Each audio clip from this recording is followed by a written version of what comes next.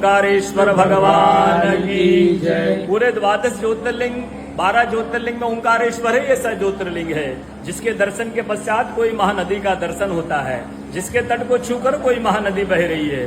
आप काशी जाएंगे गंगा जी दूर है, आप उज्जैन जाएंगे क्षिप्रा जी दूर है, आप सोमनाथ जाएंगे समुद्र है, लेकिन ओंकारेश्वर ही ऐसा ज्योतिर्लिंग है जिसके दर्शन के पश्चात कोई महानदी का दर्शन होता है।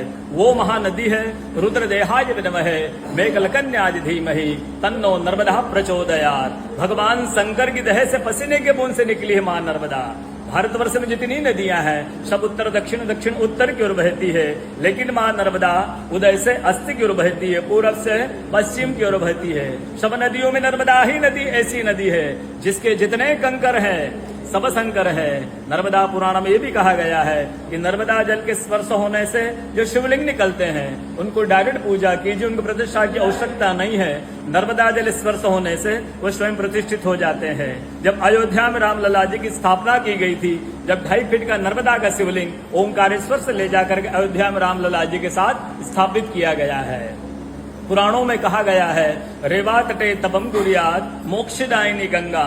कलयुग में आपको तप करना है तो नर्मदा किनारे जाइए, कलयुग में आपको मोक्ष चाहिए तो गंगा किनारे जाइए। रेवा तटे तपम कुर्यात मोक्षदायिनी गंगा।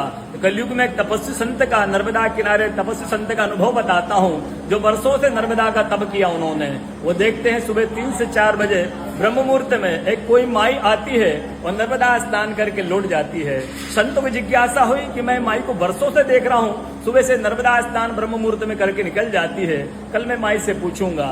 दूसरे दिन जैसे ही माई 3 से 4 बजे ब्रह्म मुहूर्त में नर्मदा स्नान करके लौट रही थी, संत ने देखा माई नर्मदा स्नान करके लौट रही है। संत दौड़ते गए, माई को साष्टांग दंडवत प्रणाम किया और माई से पूछा है माँ मैं वर्षों से आपको देख रहा हूँ, आप नर्मदा स्नान करके लौट जाती है माँ, अपना परिचय दीजिए माई। तो माई अपना परिचय देती है, मैं गंगा हूँ, कलयुग में शुद्धिकरण करने के लिए नर्मदा स्नान करने के लिए आती हूँ।